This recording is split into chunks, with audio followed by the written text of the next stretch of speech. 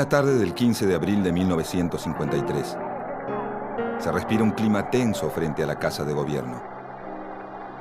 La Plaza de Mayo desborda de trabajadores que vienen a dar apoyo al presidente Juan Domingo Perón. La crisis inflacionaria, sumada a fuertes denuncias de corrupción, amenaza con empañar los logros de su gobierno. De pronto, una bomba estalla a metros de la plaza. El presidente, desde el balcón, intenta mantener la calma. Minutos después, una segunda bomba explota en la entrada de un subterráneo.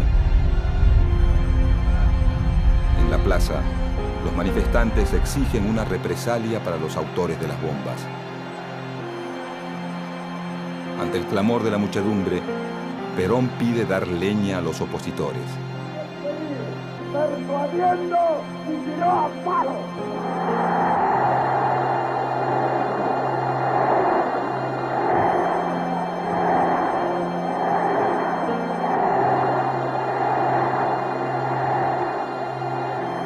Una vez finalizado el acto, varias columnas de militantes justicialistas recorren las calles en dirección a los principales locales de la oposición. Esa noche incendian la Casa del Pueblo, sede del Partido Socialista, la Casa Radical, la sede del Partido Conservador y el Jockey Club de Buenos Aires.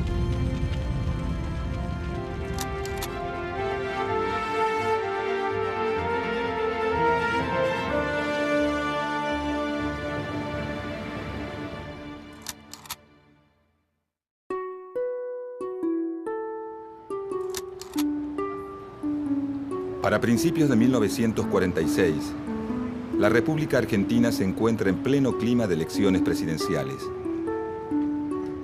La realidad política del país muestra un electorado polarizado.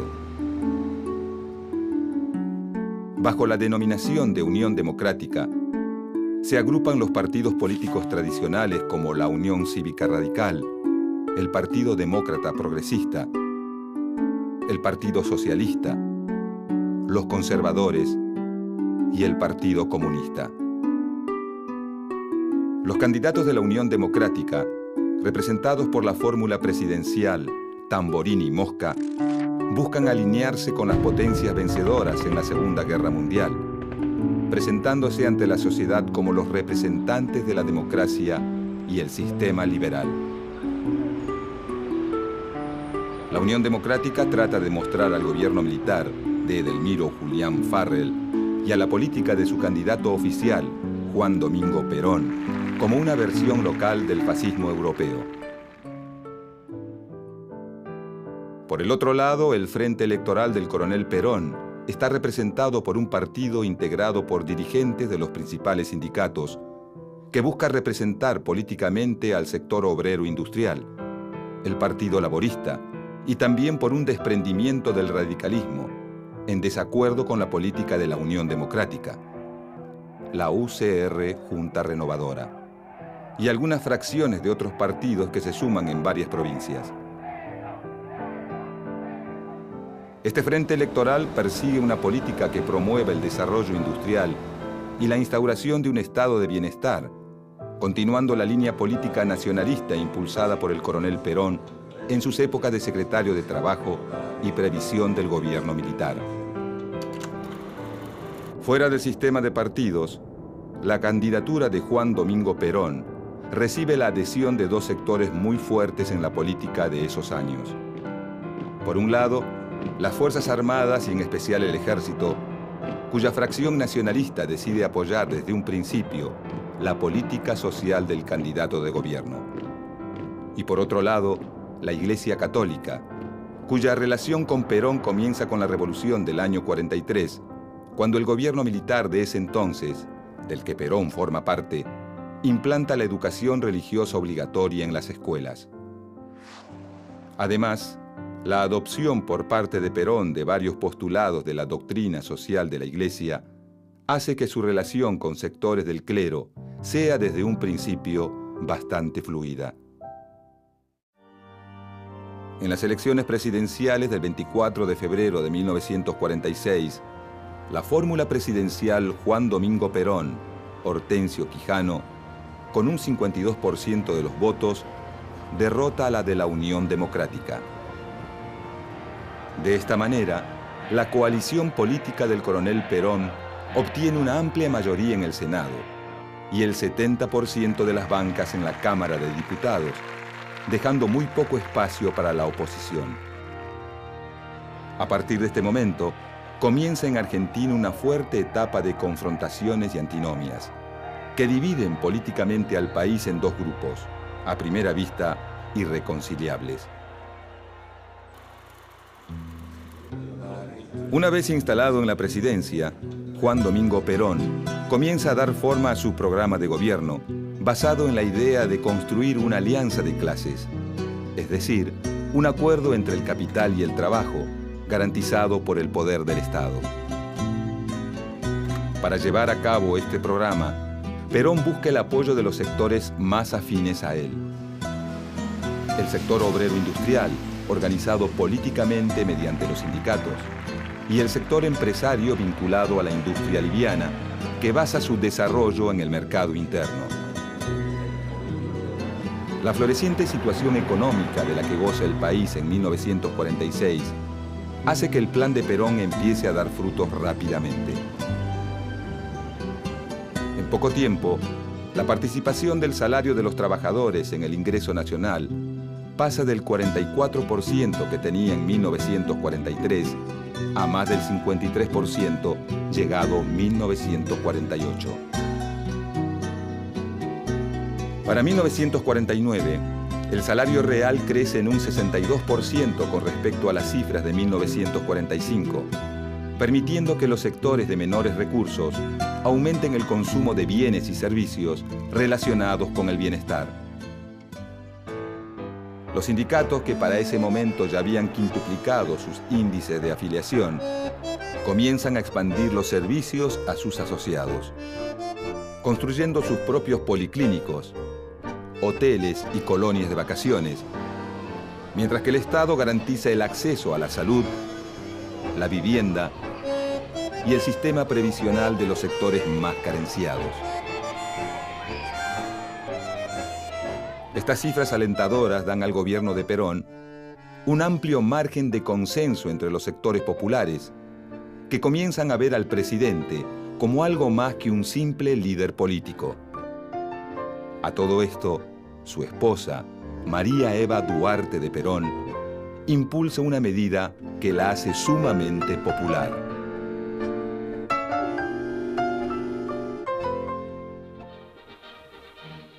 El 9 de septiembre de 1947, el Congreso Nacional aprueba el proyecto de ley otorgando los derechos cívicos a la mujer.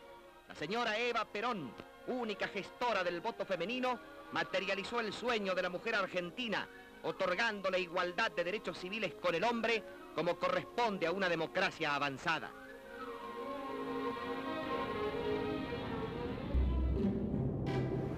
Paralelamente a su labor de gobierno, Perón va construyendo un conjunto de principios políticos y doctrinarios tendientes a fortalecer su figura y a prolongar la permanencia de su partido en el gobierno. Una síntesis de estos principios doctrinarios son las llamadas tres banderas del peronismo: soberanía política, independencia económica y justicia social. Enarbolando estas tres banderas, en 1949, el gobierno de Juan Domingo Perón se lanza a una audaz maniobra política.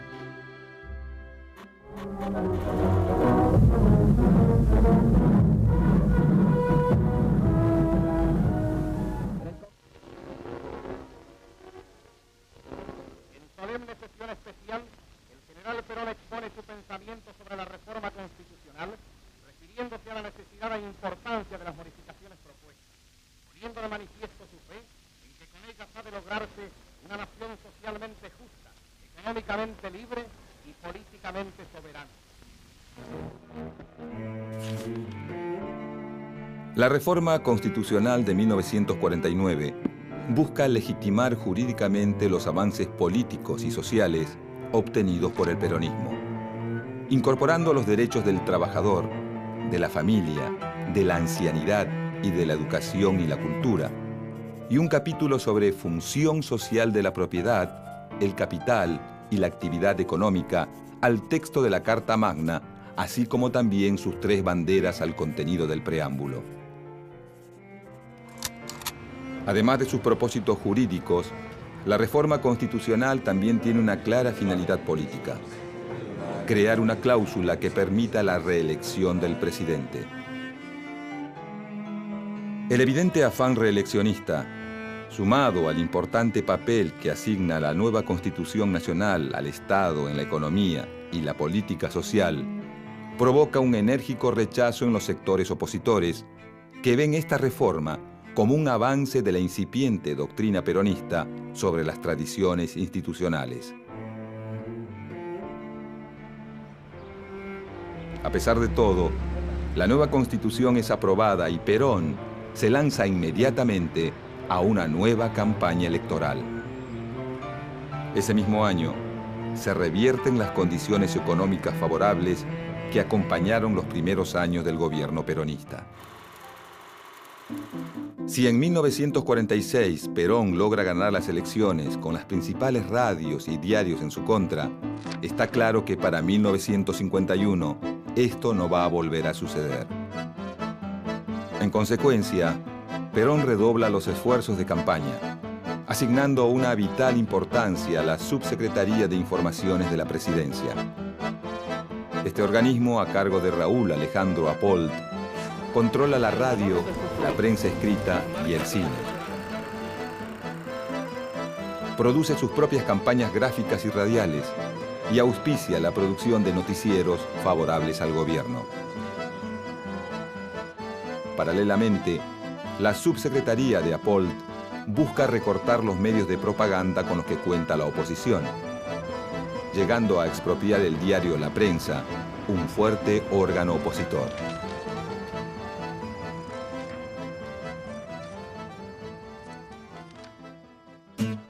De 1949 a 1951, la propaganda oficial gana las calles y los principales medios de comunicación.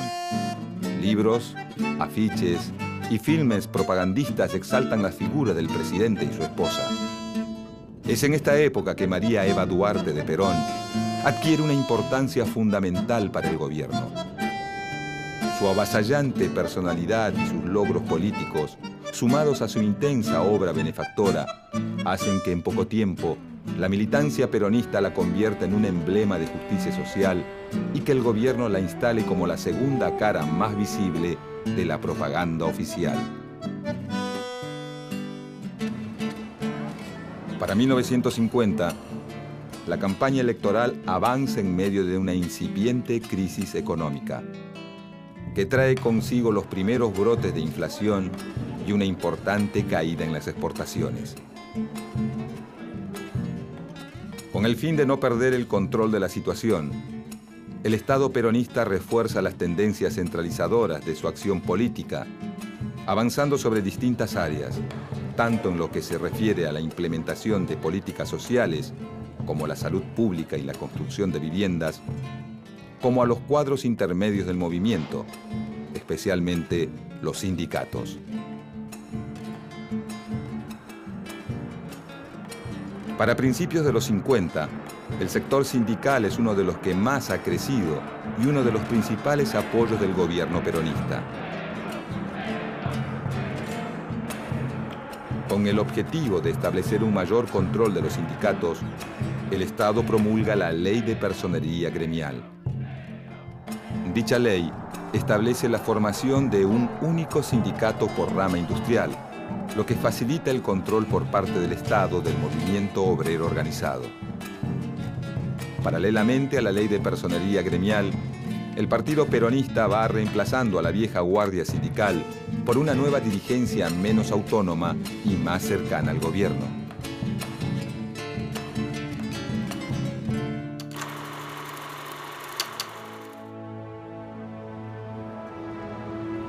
Con la llegada de las elecciones de 1951, los partidos de la oposición vuelven a reagruparse como en los tiempos de la Unión Democrática.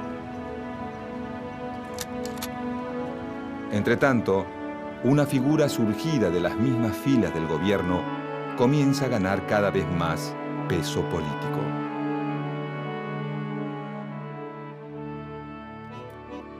A mediados de 1951, un sector de la dirigencia de la CGT y el recientemente creado Partido Peronista Femenino deciden auspiciar la candidatura de Eva Perón a la vicepresidencia de la Nación.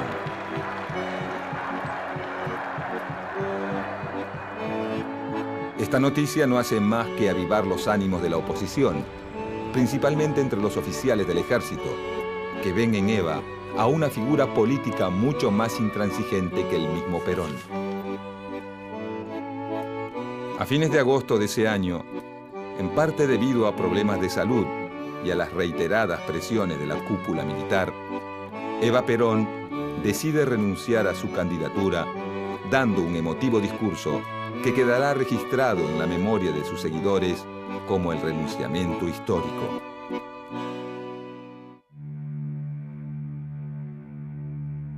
La renuncia de Eva Perón no logra calmar del todo el malestar del ejército, y un mes más tarde, un levantamiento militar liderado por el general Benjamín Menéndez intenta dar un golpe de Estado.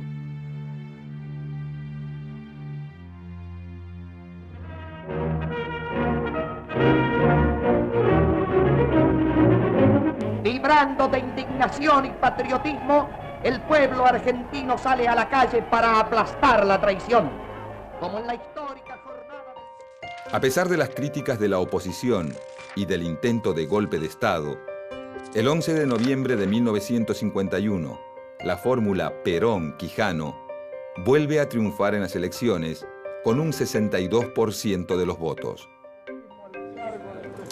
El 4 de junio de 1952, en medio de la crisis económica y de un clima político cada vez más áspero, Perón asume su segundo mandato. Dios y la nación me lo demandan.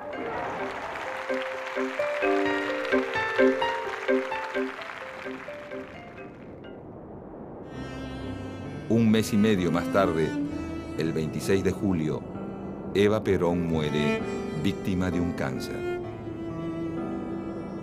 Por unos pocos meses, la tormenta política es eclipsada por enormes manifestaciones de dolor popular.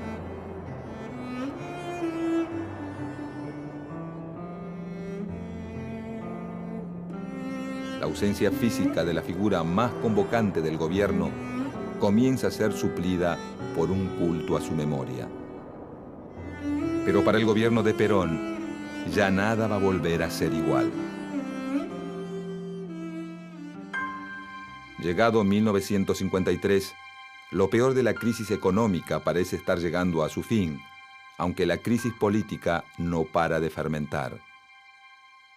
Durante los primeros días del año, sale a la luz un escándalo de corrupción que involucra a una persona del entorno íntimo del presidente, Juan Ramón Duarte. Hermano mayor de Eva, cuñado y secretario privado del general Perón, Juan Duarte es acusado por la oposición de usar sus contactos políticos para hacer negocios sucios a expensas del Estado. El escándalo termina de estallar finalmente el 9 de abril, cuando Juan Duarte es hallado muerto en su departamento luego de supuestamente haberse suicidado. El 15 de abril de 1953, apenas 6 días después del suicidio de Juan Duarte, la CGT organiza una manifestación en Plaza de Mayo en apoyo a un Perón cada vez más asediado por las denuncias de corrupción formuladas contra miembros de su gobierno. En el transcurso del acto, 2 bombas estallan en medio de la manifestación, causando muertos y varios heridos entre la multitud. Esa misma noche, grupos de militantes peronistas actúan en represalia a las bombas, incendiando los principales locales de la oposición, como la Casa Radical, la Casa del Pueblo, la sede del Partido Conservador y el edificio del Jockey Club.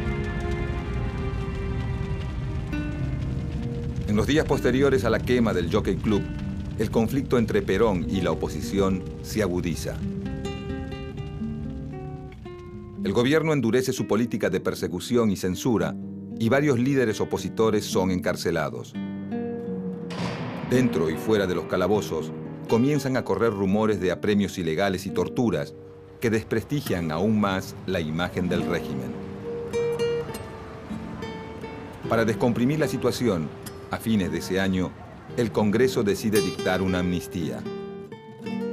Cerca de 4.000 presos políticos son liberados. Pero lejos de lograr una conciliación, los adversarios de Perón se aprestan a presentar batalla. Para 1954, la exaltación de la doctrina justicialista adquiere ribetes exacerbados. El culto a la figura de Evita y la progresiva peronización de los contenidos escolares comienzan a irritar a amplios sectores de la sociedad y se abre un nuevo frente de conflicto para el gobierno de Perón. Durante los años de su segundo mandato, la relación de Perón con la Iglesia ya no es tan cordial como en el primer gobierno. La exaltación casi religiosa de la figura de Eva Perón y su proclamación pública como jefa espiritual de la nación comienzan a generar inquietud entre los sectores más conservadores del episcopado, quienes rápidamente se suman a los reclamos de la oposición. La respuesta de Perón es intensificar la crisis. En pocos meses el gobierno suprime la enseñanza religiosa obligatoria, promulga la ley de divorcio vincular y propone una reforma de la Constitución para separar a la Iglesia del Estado. El conflicto con la Iglesia no tarda en estallar. Desafiando todas las prohibiciones y las restricciones impuestas por el gobierno peronista, el 11 de junio de 1955, todas las fuerzas opositoras al gobierno, en solidaridad con la Iglesia Católica, participan de la procesión de Corpus Christi y desfilan frente a la Catedral de Buenos Aires. Esta procesión constituye la manifestación masiva más grande en contra de Perón hasta el momento. Incluso militantes socialistas y comunistas, de conocida postura anticlerical, marchan junto a miembros de la Acción Católica en repudio al gobierno. El episodio termina con un confuso incidente que incluye la quema de una bandera argentina. Este hecho es utilizado por el gobierno para desacreditar a los asistentes de la marcha y para minimizar sus efectos políticos.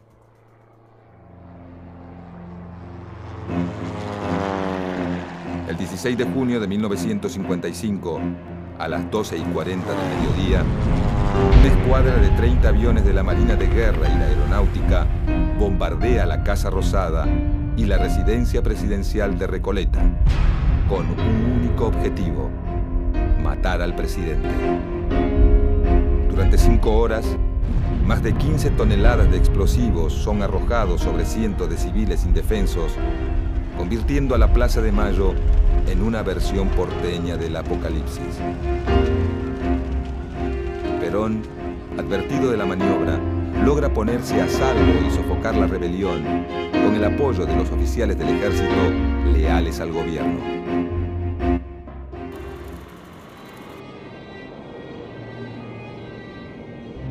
Al final de la jornada, el bombardeo a Plaza de Mayo deja un saldo de más de 300 muertos y el doble de heridos.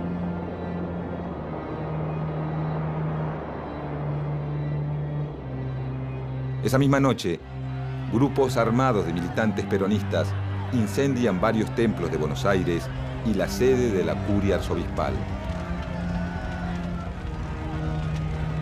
Para ese momento, la relación de Perón con sus opositores ya no tiene vuelta atrás. Pocos días después del bombardeo de Plaza de Mayo, el presidente anuncia el final de la revolución peronista y propone a sus opositores la pacificación. Pero estos, lejos de acceder a una tregua, deciden aumentar la presión. El 31 de agosto, Perón pone su renuncia a disposición de la CGT y sus organismos partidarios, lo que genera una masiva reacción de sus seguidores que inmediatamente se concentran en Plaza de Mayo. Frente a la multitud, Perón retira su renuncia y decide poner fin a la tregua, pronunciando un provocativo discurso donde proclama: Y cuando uno de los nuestros caiga, caerán 5 de los de ellos. Esta renovada actitud de beligerancia de Perón termina por aunar la opinión de las Fuerzas Armadas. El 16 de septiembre, desde la Escuela de Artillería de Córdoba, el general Eduardo Lonardi inicia un alzamiento militar a gran escala que incluye la ocupación militar de los principales centros urbanos y el despliegue de la Marina de Guerra en las costas del Río de la Plata. Luego de 4 días lluviosos de bombardeos, tiros y resistencia, el 20 de septiembre de 1955, a las 2 de la madrugada, el presidente Juan Domingo Perón decide abandonar el gobierno y refugiarse en una cañonera paraguaya. De esta manera, se impone un nuevo gobierno militar en Argentina, poniendo fin a 9 años de gobierno peronista.